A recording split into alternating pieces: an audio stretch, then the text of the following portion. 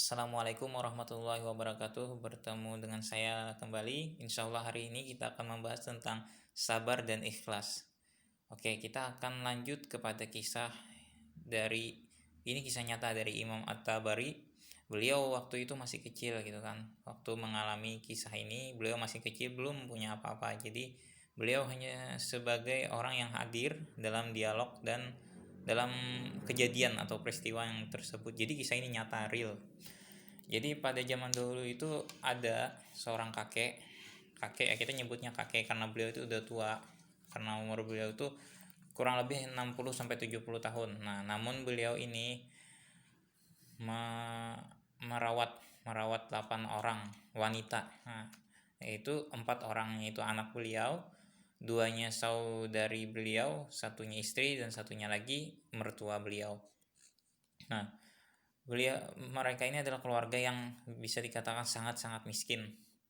Mereka sahur sudah tidak makan apa-apa kan. Jadi semuanya bergantung pada kakek tua tadi. Nah, jadi pas ketika kakek tua tadi, kebiasaan beliau adalah mencari sesuap nasi atau sedikit nasi atau makanan gitu. Pada zaman dulu itu makanan ya, makanan.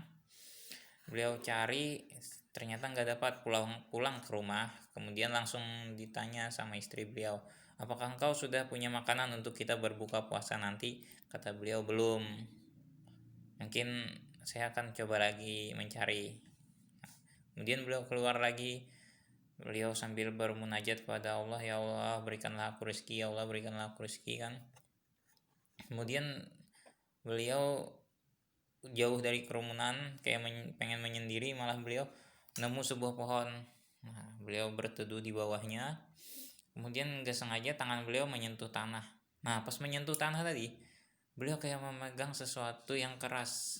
Ya, pas beliau tengok ke bawah, ternyata itu adalah kotak atau peti. Nah, peti ini adalah biasanya peti yang digunakan untuk menyimpan emas. Jadi kemudian beliau buka kan, ternyata isinya memang benar 1.000 dinar emas. Kaget nih beliau, tuh ini harta yang sangat banyak nih. Nah, kemudian tiba-tiba datang bisikan setan menggoda, ambillah satu atau beberapa, ambil satu untuk engkau berbuka puasa, sisanya engkau sedekahkan. Hampir tergoda nih beliau, hampir tergoda. Kemudian keras nih beliau, enggak, saya enggak mau makan atau menggunakan harta ini gitu kan. Kemudian beliau karena bingung kan, ya udah beliau bungkus dalam pakaian beliau bawa pulang harta tadi. Setibanya di rumah langsung disambut lagi nih sama istri beliau. Kemudian nanya nih sang istri, apakah engkau udah punya makanan untuk kita berbuka puasa? Kata beliau, belum. Terus apa yang ada dalam bingkisan pakaianmu? Beliau nggak mau, awalnya beliau emang nggak mau ngasih tahu apa akan isinya. Terus istri beliau ini bersikeras gitu nanya, kemudian, demi Allah apa yang ada di dalam pakaianmu? Wah, ini bawa-bawa nama Allah kan. Udah beliau kasih tahu, karena beliau juga ini udah demi Allah itu susah gitu buat nolaknya. Ya udah, ini aku nemukan peti emas isinya 1.000 dinar, 1.000 dinar emas. Wah, kata istri beliau, ayo jangankan orang miskin, orang kaya pun ketika dengar emas langsung ini kan, wah banget gitu, apalagi yang orang-orang miskin. Nah, kata sang istri, ya udah ambillah satu untuk kita berbuka puasa, sisanya engkau sedekahkan. Enggak, kata beliau, ini bukan hak kita, ini bukan hak kita. Terus kata istri beliau, kita kan juga orang miskin, kita juga berhak untuk menggunakannya.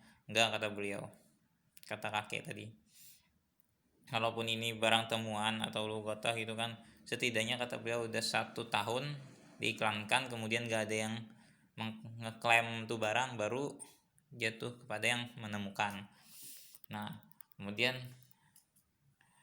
istri beliau ini tetap bersikeras ya, kayak gitu, buat ambillah sedikit buat kita buka puasa. Terus kata beliau, kalau kamu berani menyentuh peti ini, kata beliau kan, engkau aku cerai. Melihat keseriusan sang suami, takut nih sang istri. nggak lagi nih bicara, ya udah biarin aja. Kemudian beliau masuk ke suatu tempat di rumah beliau, kemudian beliau simpan tuh peti tadi. Jadi mereka buka puasa dengan seadanya air, kemudian roti-roti kering gitu kan. Jadi kemudian besok pagi beliau pergi ke masjid. Nah, sampai di masjid, habis sholat ada satu laki-laki naik tuh ke atas tempat yang tinggi atau batu. Beliau yang laki-laki tadi bicara gini, pengumuman, pengumuman, saya kehilangan satu peti emas yang isinya 1.000 dinar. Wah, ini iya banget nih, kata beliau kan. Dideketin nih sama beliau kakek tadi. Hai pemuda, apabila ada orang yang menemukan petimu gitu, apakah ada imbalan? Terus kata yang pemuda tadi, ya paman, berapa dia mau minta gitu kan. Terus kata kakek tadi, setidaknya engkau berikan setengahnya lah. Terus tidak, kata yang pemuda tadi, tidak setengahnya. Terus kemudian mintanya sepertiga, seperempat, sampai sepersepuluh, tetap nggak mau. Kata pemuda tadi, dia balikin tuh peti karena Allah, kemudian saya doakan semoga Allah meninggikan derajatnya dan lain sebagainya gitu kan. Pokoknya balikin tuh peti atau tidak sama sekali gitu. Pulang nih kakek tadi, beliau pulang ke rumah, terus bicara kepada istri beliau, sayang, aku udah menemukan gitu siapa pemilik peti tadi. Wah, langsung sontak nih, kaget nih sang istri. Alhamdulillah, berita bagus dong. Terus gimana? Terus kata beliau, aku coba negosiasi, ternyata gagal, orangnya nggak mau ngasih imbalan gitu kan. Terus kata sang istri, cobalah lagi, siapa tahu dia berubah pikiran gitu kan. Kemudian besok harinya, seperti kejadian yang sama seperti yang hari kemarin, naik lagi ini pemuda tadi ke atas tempat tinggi. Pengumuman, pengumuman, saya kehilangan satu peti yang isinya 1.000 dinar emas. Barang siapa yang menemukan, semoga Allah berikan balasan yang bagus, yang banyak, pokoknya doa yang baik-baik lah.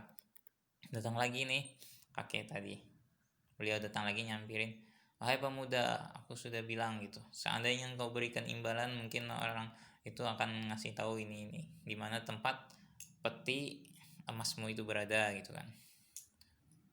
Terus katanya, berapa dia mau minta paman? Sepersepuluh lah gitu kan, kata kakek tadi. Tidak, katanya. Kemudian gitu lagi, setidaknya engkau berikan satu keping dinar emas itu saja kepada dia, kemudian buat dia makan, kemudian sisanya dia sedekahkan. Tidak, kata pemuda tadi, dia kasih utuh karena Allah, saya doakan semoga Allah meninggikan derajatnya dan membalas kebaikannya gitu kan. Tetap bersikeras. Pulang lagi nih kakek tadi, bicara lagi kepada sang istri. Kemudian tiba-tiba sontak sang istri ini, aku sudah berazam, aku sudah tok gitu, sudah mutlak mau mengembalikan peti emas ini. Kaget nih sang suami tadi, lah kok istrinya tiba-tiba begini. Ya udah, dengan gini kan makin mantap nih. Keesokan harinya terjadi lagi peristiwa yang sama, naik lagi ke atas tempat tinggi, ngumumin lagi. Kemudian datang kakek tadi kepada pemuda tadi, wahai pemuda, aku tahu di mana tempat peti emasmu, ikutilah aku gitu kan. Nah, Imam At-Tabarani menyaksikan hal ini dari awal, dari ngelihat beliau susah, kemudian ngelihat beliau berdialog dengan pemuda tadi, kemudian beliau minta izin, paman bolehkah aku ikut gitu untuk melihat kejadian ini, karena saya dari awal udah mengikuti peristiwa ini, maksudnya kayak model tertarik gitu. Ya udah, silahkan ikut. Setibanya mereka sampai di suatu tempat gitu, Imam At-Tabari ini kaget juga gitu kan. Wah, ini rumah atau apa gitu. Rumahnya sungguh tidak layak untuk dihuni. Atapnya berisikan dari kain-kain sobek. Di dalam rumahnya nggak ada karpet. Dindingnya juga terbuat dari tanah liat doang gitu kan. Jadi kayak model, ini rumah nggak layak huni gitu. terus ada sekat. Nah di dalam sana itu ada anak-anak beliau, istri, saudari, mertua, karena perempuan kan biasa mereka kayak model tradisi itu sembunyi gitu, nggak mau bertemu atau langsung menghadapin gitu ada tamu laki-laki. Oke, setelah sampai di dalam kan, setelah sampai di dalam semuanya, kamu tunggu di sini kata kakek tadi. Masuk beliau ke suatu ruangan, beliau ambil peti tadi, beliau kasih.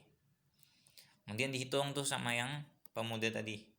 Setelah pas isinya 1.000, pemuda tadi langsung keluar, langsung pergi gitu kan. Wah, Imam Matabari sontak kayak gitu, kok ada gitu orang kan yang mana hartanya udah ditemuin utuh, nggak ada ngasih sepeser pun gitu. Tapi beliau juga nggak bisa berbuat apa-apa karena beliau pada saat itu masih muda, belum punya pekerjaan, belum punya apa-apa gitu. Jadi kayak model mau nolong gimana, jadi cuma bisa menyabarkan kakek tua tadi. Nah, sabar ya. Terus beliau juga nggak marah pas pemuda tadi pergi, beliau juga nggak marah, beliau cuma berucap innalillahi wa inna ilaihi rajiun, ini adalah suatu musibah gitu kan. Aduh, kayak model nggak ada apa-apa gitu, nggak dikasih apa-apa, tiba-tiba hilang. Kemudian pas sudah dalam kondisi yang kayak tadi kan, saling menguatkan, menyabarkan, tiba-tiba ada yang ngetok pintu lagi, tuk tuk tuk tuk. Assalamualaikum, bolehkah saya masuk gitu? Boleh. Ternyata pemuda tadi.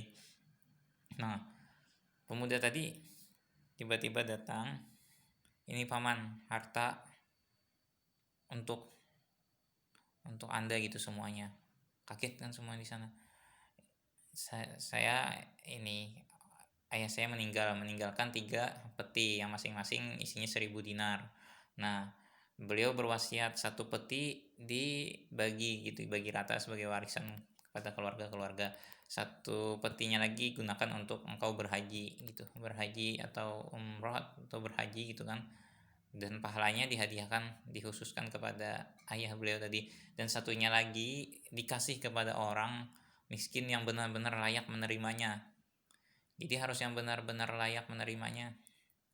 Nah, kemudian kenapa saya tidak mau memberikan 1 dinar pun dari harta ini, karena wasiat dari orang tua saya harus dikasihkan kepada orang miskin yang benar-benar layak menerimanya. Kemudian pas saya datang ke rumah Anda, emang Anda dalam keadaan kondisi yang sangat-sangat miskin, terus Anda juga sabar, jujur gitu kan, gak ada mengambil satu pun, maka ini paman, harta ini saya kasihkan, terimalah harta ini atas nama ayah saya gitu kan. Dikasih itu semuanya, belum sempat bilang terima kasih atau apa-apa, pemuda tadi langsung lari. Kakek itu tadi sama Imam At-Tabari tadi mau mengejar, udah kehilangan jejak beliau, kehilangan jejak pemuda tadi. Jadi dipanggil tuh semua orang, semua anggota keluarganya. Jadi karena tadi ada 8 perempuan, sama beliau 9, sama Imam At-Tabari 10 kan, beliau bagi rata, bagi masing-masing orang mendapat 100 dinar emas.